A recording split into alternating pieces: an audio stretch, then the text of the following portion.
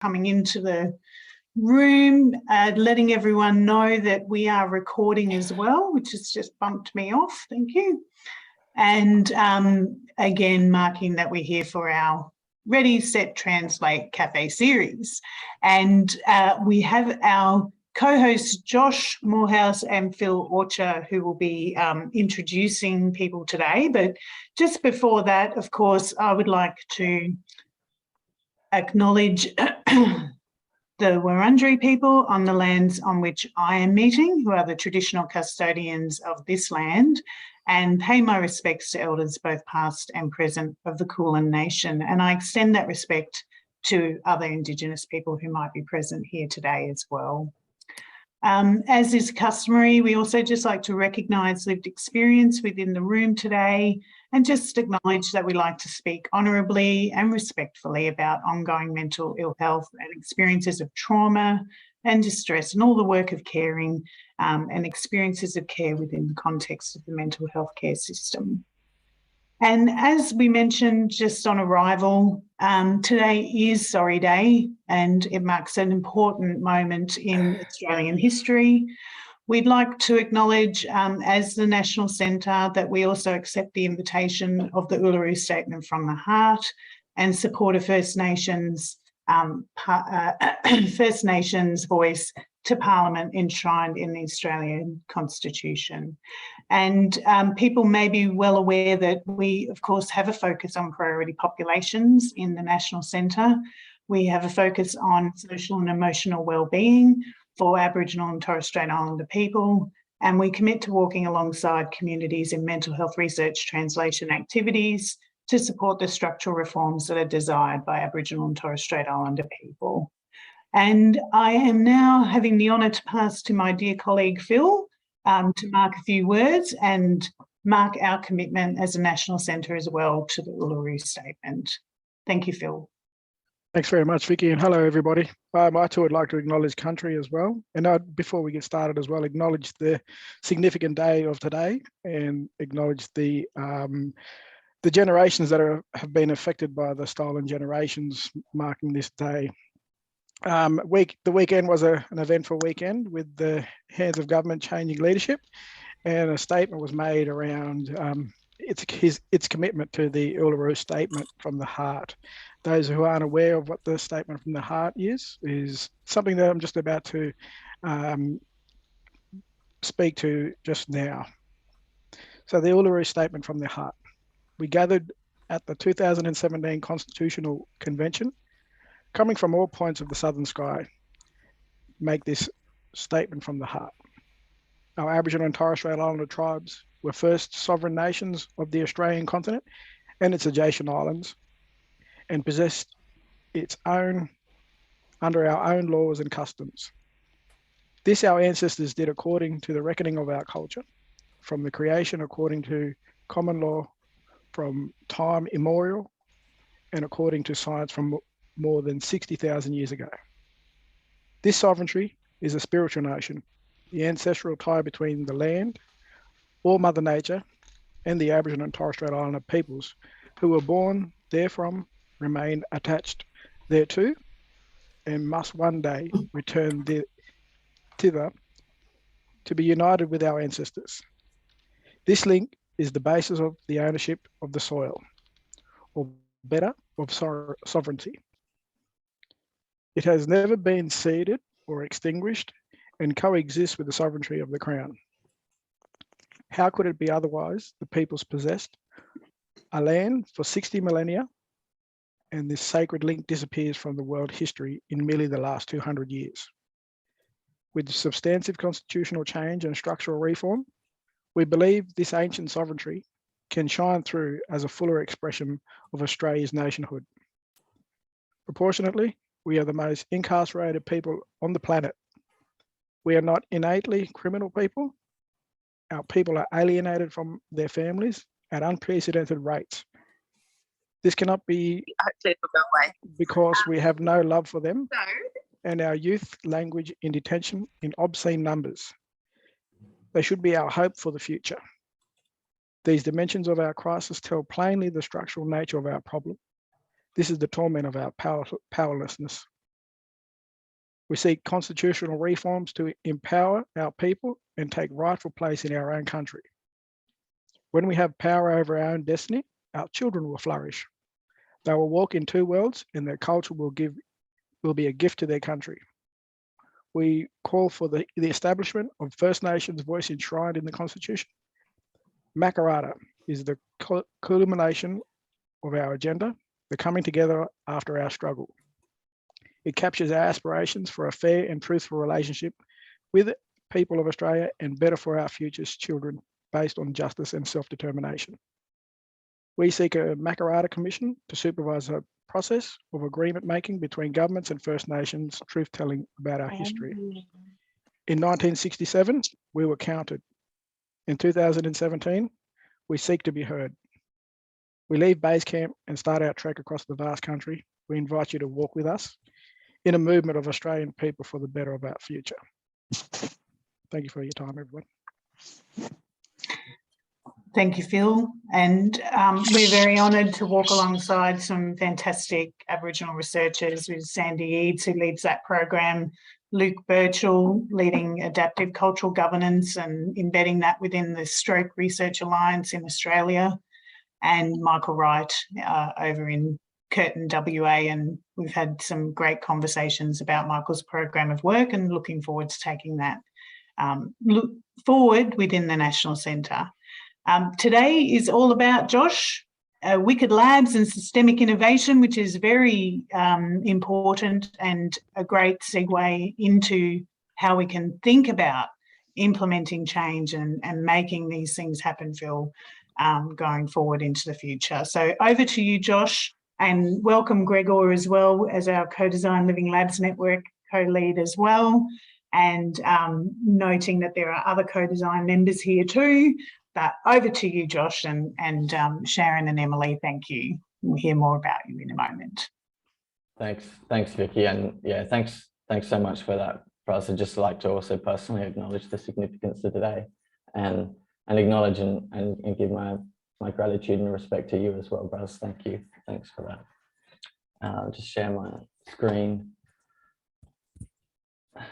So welcome everyone to our Alive Mental Health Research Virtual Cafe Translation Conversations. And today we're here to think about addressing wicked problems through Wicked Labs complexity approach to systems change by Emily Humphreys and Dr. Sharon Zivkovic, and today hosted by the Co-Design Living Labs Network.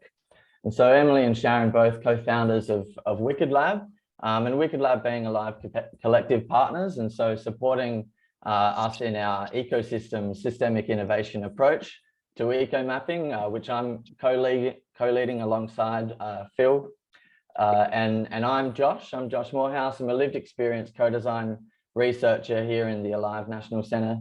And today I'm co-convening with Gregor McDonald, co-lead in the Co-Design Living Labs. And so any questions that anyone may have during the presentations, just feel free to pop it in the chat or during the talk or after, and we'll sort of be doing our best to facilitate some good and rich conversations as well afterwards. And so it really is my genuine pleasure today to be introducing Emily and Sharon. I've learned so much from both of these incredible people, and it really has been a privilege. I'd just like to introduce in a significant way Emily Humphreys. And so Emily is the CEO and co-founder of Wicked Lab, a social enterprise supporting organizations and communities to create systems change for wicked problems.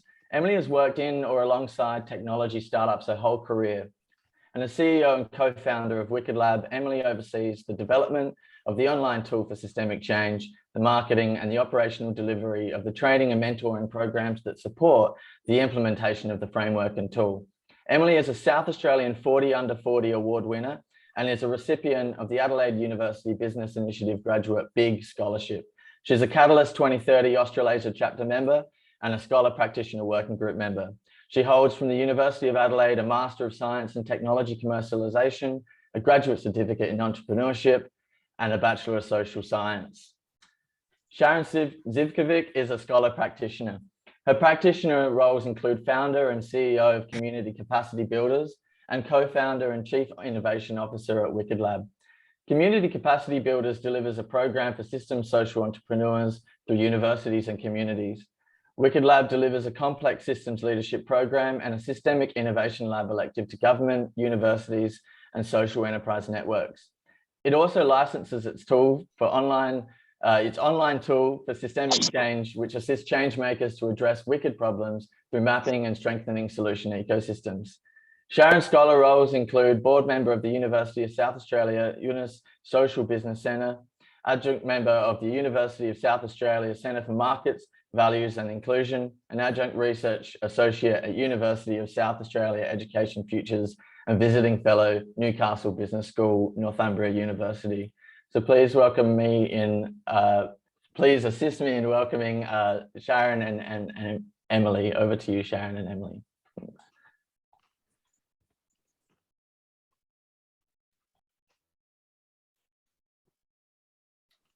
Oh, Emily, I think you're just on mute there. Ah, thank you. You would think that in this moment in time, I would have that sorted, but no. I'd also like to just really acknowledge this incredibly significant day. I want to acknowledge all those that were stolen from country, who are finding their way back to community and culture, and to share, sorry, I'll get teary. I am the descendant of the first stolen child in South Australia, and this day has an incredibly profound moment on our family. And with that, I'm just going to wipe away the tears and get myself together. But in a room of lived experience practitioners, I hope you appreciate that today is a very big day for us. So today's presentation is on addressing wicked problems, and we're going to take you through a complexity-informed approach, which is what underpins Wicked Lab's framework and tool. And today's session will be broken into two parts. Sharon, my colleague, Dr. Sharon Zivkovic, the CEO and Chief Innovation Officer, she's going to take you through addressing wicked problems and take you through the different kinds of problems and approaches for addressing them. She's going to spend some time looking at both the academic and practitioner interest in taking a complexity approach to addressing these unique kinds of problems, wicked problems, and then look at how can we use complexity to address wicked problems. And that's going to illuminate that there are three requirements you need to effectively address wicked problems, taking a complexity approach. And then I'm going to take you through a very short demonstration of the tool for systemic change, which brings these three requirements together to enable you to visualize, strengthen, and measure systems change. So now I'm going to hand over to Sharon. Thank you, Emily. Okay, let's share screen.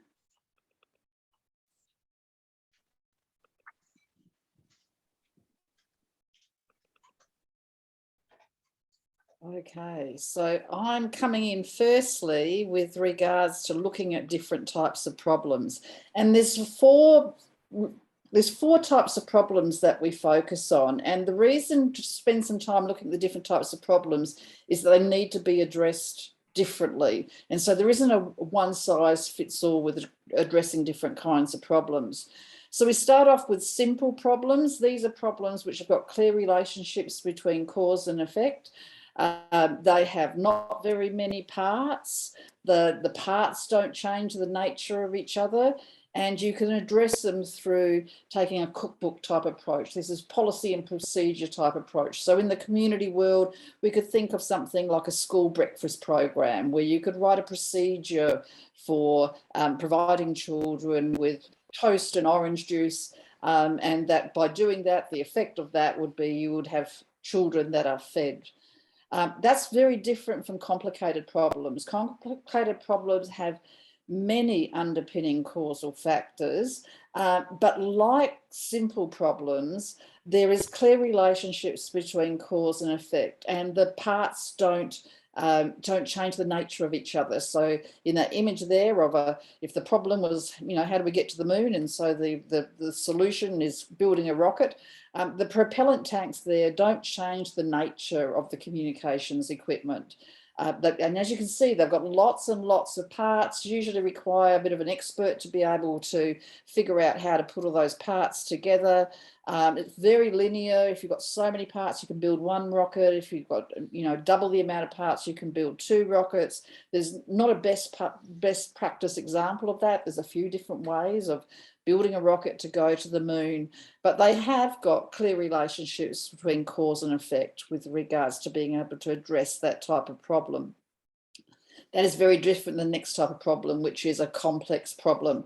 So a complex problem has got loads of underpinning causal factors. What makes it different than the simple and complicated is that the underpinning causal factors are interrelated, so that if you address one part or have a change in one part of the problem, there can be unforeseen consequences in other parts of the problem. There isn't clear relationships between cause and effect, and there's all these interrelationships, and the example that's often given is raising a child. So if there's a lot of underpinning causal factors with regards to how do you raise a child, and to illustrate some of these interdependencies, if you've got a child and they've got a new friendship group, and the friendship group isn't really beneficial to that child, that can have great implications on the home life. So there's this adaptation that's happening with this kind of problem. Also, it's not like you can have a plan or a blueprint as with simple and complicated problems. If you kind of marked out a plan for bringing up one child and the second child comes along, you're going to find that that same plan isn't going to give you the same result, because there is all of these underpinning causal factors. That brings us to the 4th type of problem, wicked problems. Wicked problems are complex social policy problems. And this term came about in 1973. It was coined by these 2 fellows here, Rittel and Weber, in a seminal article where they identified this type of problem. And complex social policy problems aren't wicked in the sense that they're evil. They're wicked in that they're highly resilient to resolution. They are policy problems, though, and they're of great interest to government. And back in 2007, the Australian Public Service Commission at the time wrote this article, developed this booklet for the public sector, which really highlighted what Rittel and Weber were saying in their academic article with regards to the characteristics underpinning this type of problem, which are they're multi-causal, many interdependencies. Different stakeholders have a different understanding of what the problem is, and therefore there's conflicting goals. So they're complex social policy problems. You've got different stakeholders coming together. There's no clear solution for this type of problem. Attempts to address them results in unforeseen consequences due to this multi-causality and interdependency. The problems are continually adapting, and they're context specific. So, for example, a complex social policy problem like poverty would be very different in Adelaide, where I'm coming to you from, than it would be in Delhi in India. This image here of the obesity system map can be used to highlight some of those characteristics. So you can see there the nodes, that's the many underpinning causal factors. You can see the interrelationships between those underpinning causal factors. You can imagine how if you were addressing a couple of those underpinning causal factors, it would have unforeseen consequences in other parts of the problem. You can see how different people would have a different understanding of the problem if they were focusing on different underpinning causal factors. Wicked problems are really diverse. And then here is a few examples of wicked problems. While they're so diverse, like climate change and terrorism and Indigenous disadvantage, they all have got the same characteristics. So it's very much, if it walks like a duck, quacks like a duck, looks like a duck, it's a duck. So if a problem's got the characteristics of wicked problems, it is a wicked problem. Now, approaches for addressing the different types of problems. When we're looking at simple and complicated problems, because they've got these clear relationships between cause and effect, we can use a traditional logic model. And so if we look at the logic model consists of these components. You have inputs, and if we're thinking about a community obesity program, the inputs for addressing the problem could be community development staff, a venue, a community centre, funding for a walking trail, funding to establish a nutrition program, funding to establish a fitness program. And from those inputs, we can carry out a range of activities: construct a walking trail, develop a nutrition program, develop a fitness program, promote walking trail and programs, recruit program participants. And from that, we can have a range of outputs and outcomes, such as the number of people using the walking trail, number of participants attending nutrition program, number of participants attending fitness program. We can measure that straight away as outputs. And then longer, short-term outcomes, the knowledge and awareness of importance of healthy eating increases, knowledge and awareness of importance of physical activity increases, nutritious food consumption increases, physical activity increases. With a logic model, though, what we're doing there with the inputs, activities, outputs, and outcomes part is we can see how our intervention, which is addressing a few of the underpinning causal factors in that obesity map, can produce these outputs and outcomes. The problem happens, though, when we start thinking that by addressing a couple of those underpinning causal factors, that we can actually have an impact as per a logic model's definition of impact, which is about organisation and community systems change. And that's because we're only addressing a couple of these underpinning causal factors. So how can we say by just having an intervention that addresses a couple of those underpinning causal factors, we can actually create systems change for that whole problem? What we need to focus on is the whole problem system if we're going to address complex wicked problems. Now, there's this law of requisite variety that gives us an idea about how we have to go about addressing this type of problem. And the law of requisite variety, or Ashby's law, says that for the variety of what's causing the problem, you've got to actually, the response has to have the same level of variety. So if we've got a wicked problem with multiple independent causal factors, how we address that problem has to have the same amount of divergent agents that's addressing all of those underpinning causal factors. And the way to address it, therefore, is by taking a complex adaptive systems approach.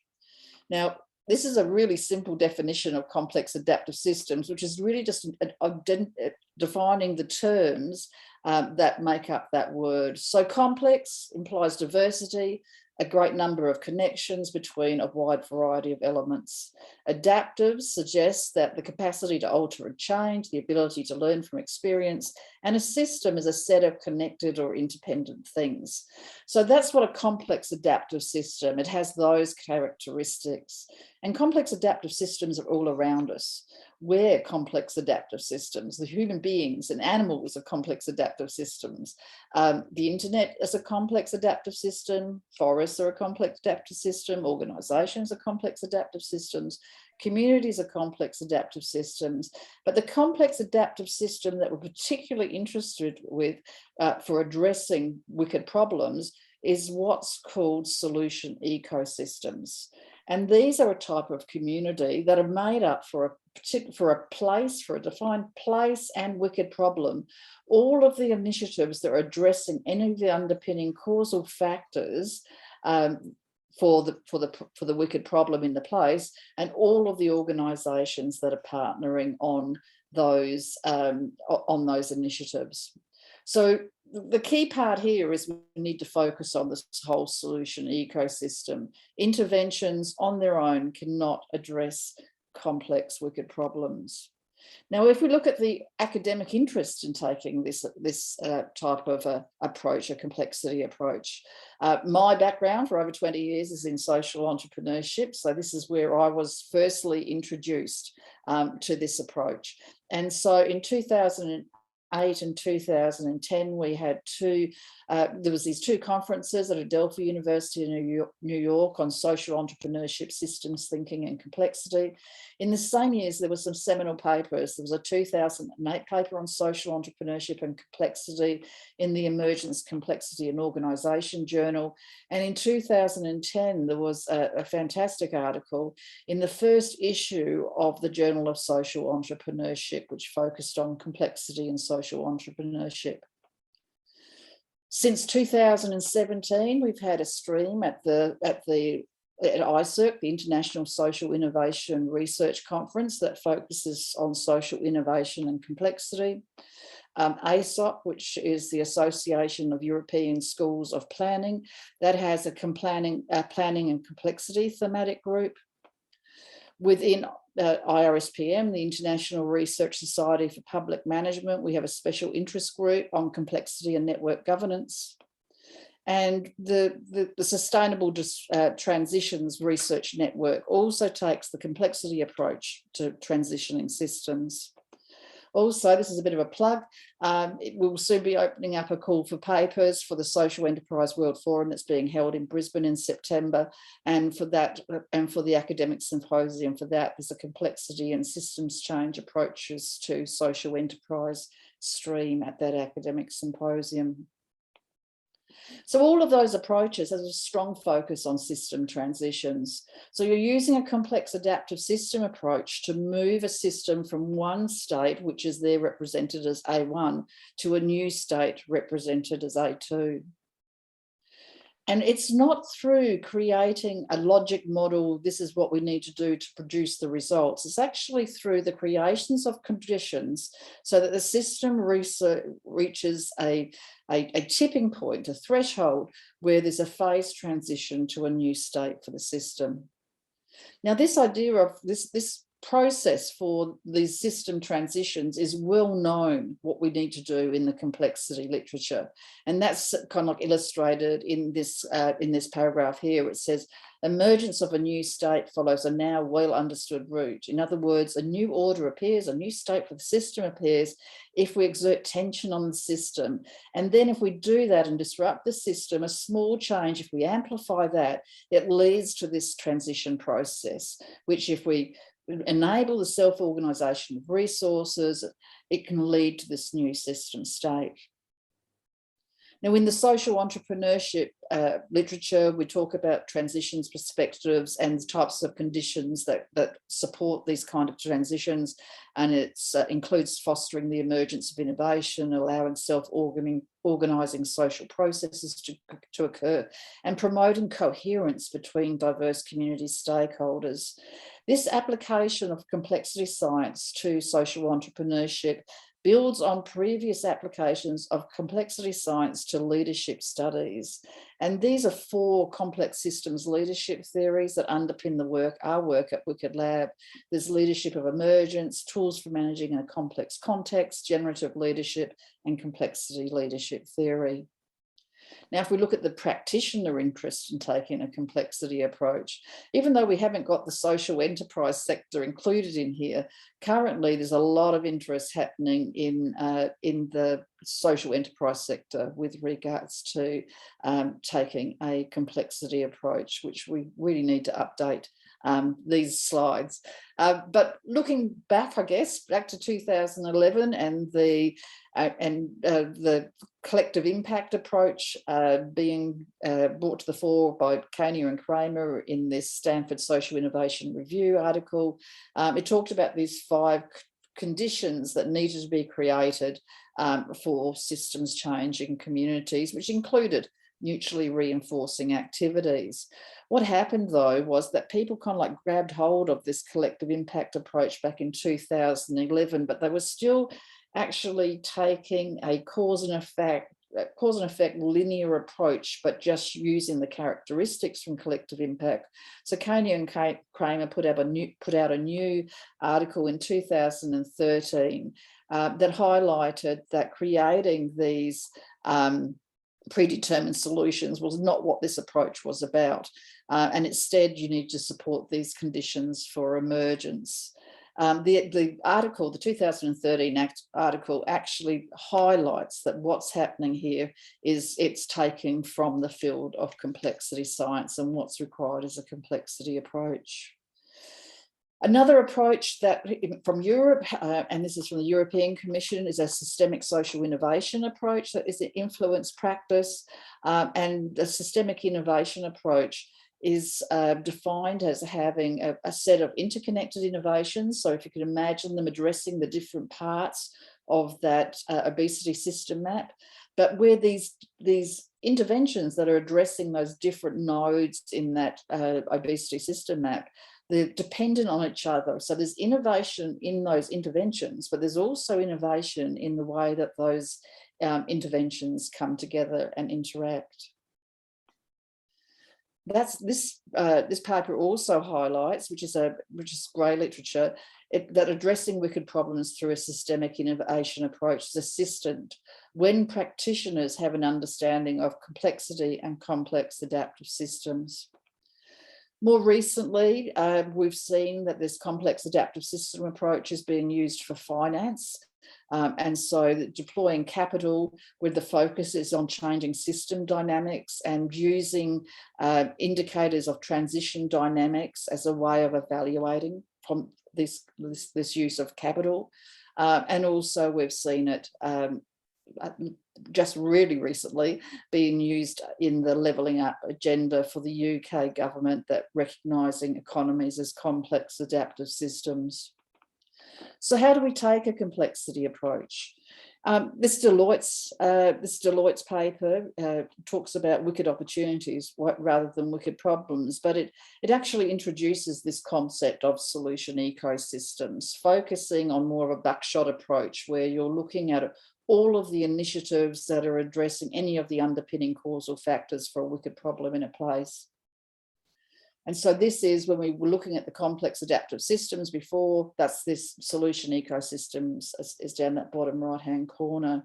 And this aligns to this law of requisite variety, which highlights that we've got to have the same variety as the problem itself, and a complex adaptive systems approach does. So if we think of a solution ecosystem of initiatives, and this is a simplification of that, if we thought of like a food insecurity, we could have a range of initiatives that are addressing different parts of that complex wicked problem. And what we're wanting to do is we're wanting to move that system from the original state to a state through a transition process to a new state, which is more effective at addressing that complex wicked problem. So we're wanting to create a phased transition by building the adaptive capacity of this system to move to this new state. And what we need to do though to achieve that is we need to create enabling conditions. So the research says that for large systems such as communities, enabling conditions need to be created if we're going to achieve such transitions, because we've got to maintain the coordination required for this emergent self-organisation and adaptive capability. And the research also says that governments need to take on this enabling role. These are complex social policy problems. The difficulty with this is governments don't like working this way. They don't like creating conditions for something to emerge. The way the game is kind of like set up within governments is they need clear relationships between cause and effect. And that's because of their needs, such as pressures for making government policy, the requirements of government for simplicity, reputation, clarity, and accountability. So how do we address this difficulty?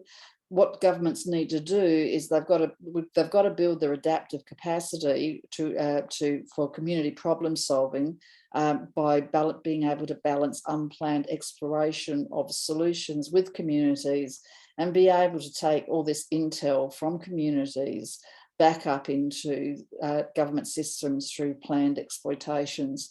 And they need to be able to do this without stifling the adaptive capacity of communities.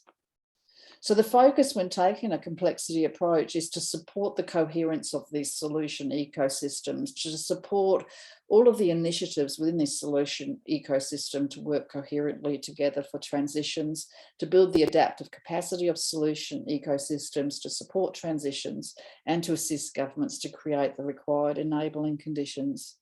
And this is the model that underpins Wicked Labs approach, which focuses on those three elements. Up the top there of the element of the model on the right, we have got a focus on supporting the coherence of solution ecosystems by creating conditions that achieve that. and those conditions also build the adaptive capacity of communities. And there's 5 focus areas there and 26 initiative characteristics for doing that. And then down the bottom of that model on the right, that focuses on assisting governments to create the enabling conditions for systemic change. And so we have 4 focus areas that focus on that, and there's another 10 characteristics that assist in creating those conditions. Now I'm going to hand over to Emily, so I'm going to stop sharing my screen. Brilliant, as always, Sharon. Thank you.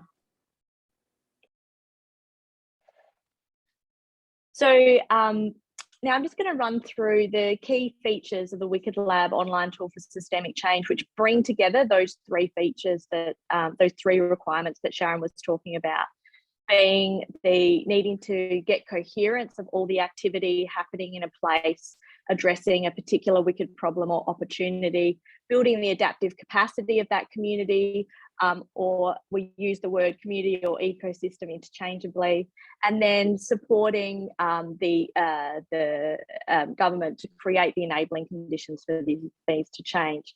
So what you're looking at here is a transition card, and that brings together all of those elements. So we've got pick a boundary for your solution ecosystem, which is the combination of the wicked problem or opportunity that you're addressing within a geographically bound place. And what that determines then is what are the initiatives that form your solution ecosystem.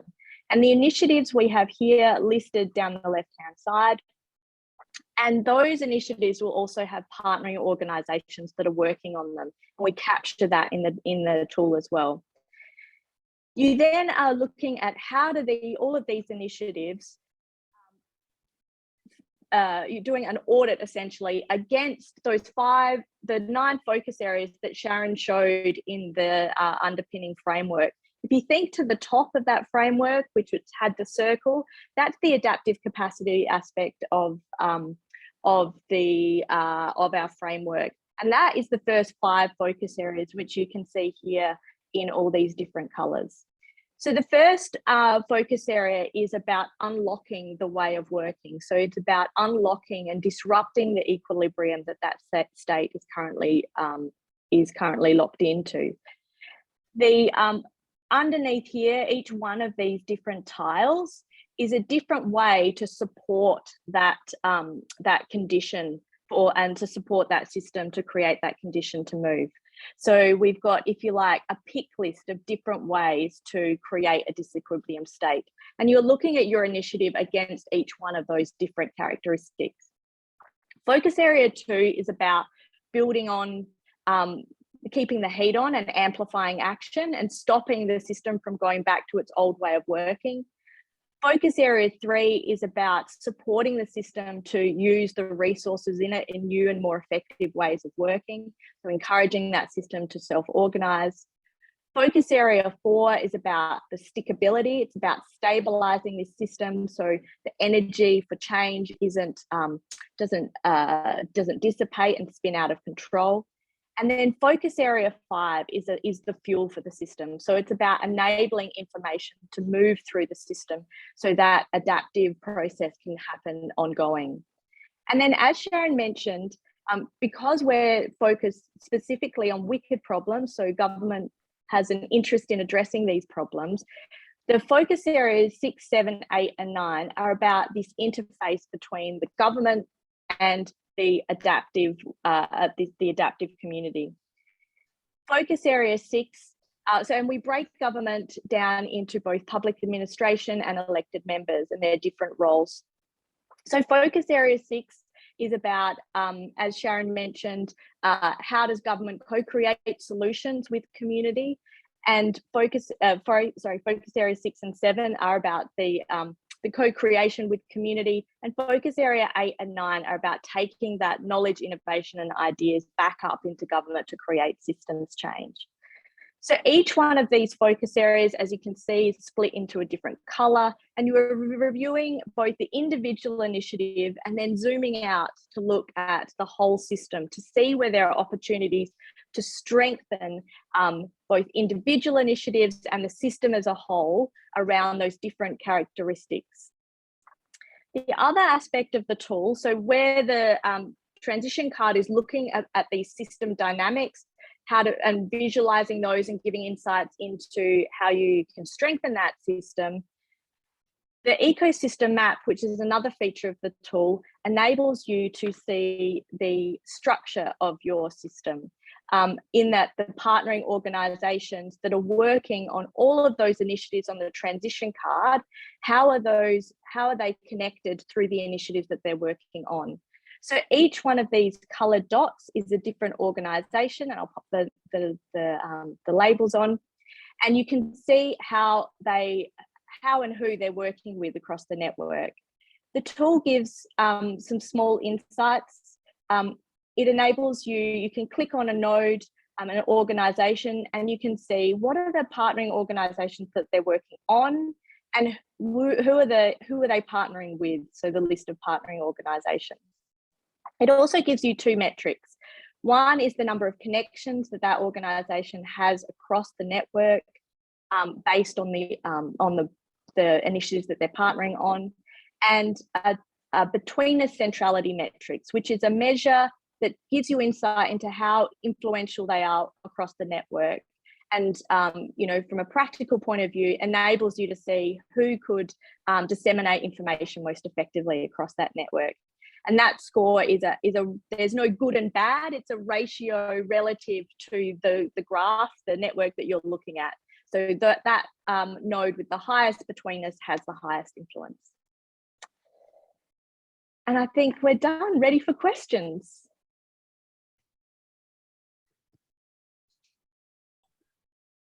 Awesome. Thanks.